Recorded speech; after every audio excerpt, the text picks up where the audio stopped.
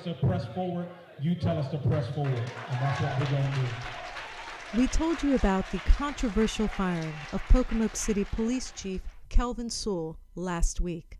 How the popular top cop who effectively implemented community policing in this small Eastern Shore town had been fired amid allegations of racism. If the mayor is doing things that's illegal, we don't need nobody doing anything illegal. We need everybody that's positive for Pocomoke. But from this conflict, something new has emerged, something beyond politics, which prompted us to return. A renewed sense of commitment from the town's black community to organize and fight back. We were told that the mayor and the city council had the power to fire the chief of police. But after going through the charter, we found out that the mayor doesn't even have any authority to fire the chief of police. And I don't think I can be a citizen in a city with a lying mayor.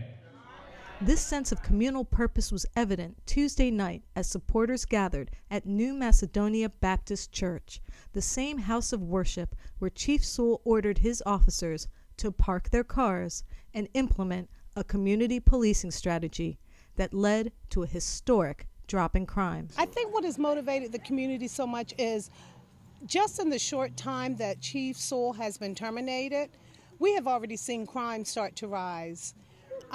We want our town back. At the meeting, residents formed the Citizens for a Better Pocomoke, a new group to continue fighting for Sewell's reinstatement.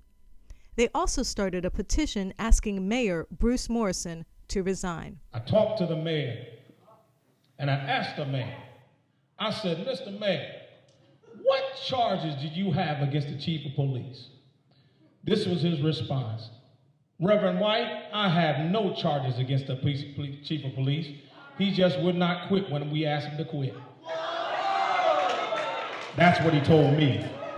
And the meeting took on added significance when officials from the United States Department of Justice appeared, briefing them on the details of a wide-ranging investigation into Sewell's dismissal, the possible misuse of federal grant monies by city officials, as well as the unilateral appointment of a white councilman to represent a majority black district without public input. There are already processes in the works in terms of looking at the chief's termination, and looking at some of the other issues, the voting irregularities that were mentioned earlier.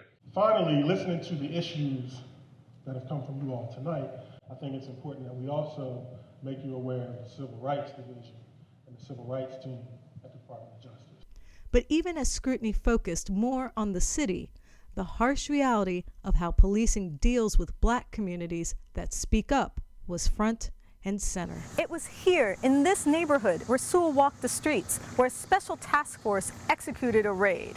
Justice Sewell supporters prepared to confront the mayor and city council. 18 people were arrested using the aggressive tactics typically applied to black communities. Although most of the charges have since been dropped, people are asking the question, why? That's because the unit which conducted the raid, the Worcester County Criminal Enforcement Team, is the same squad accused of discriminating against the officers at the heart of the controversy.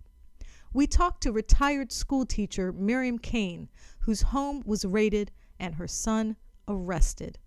She declined to comment on the case.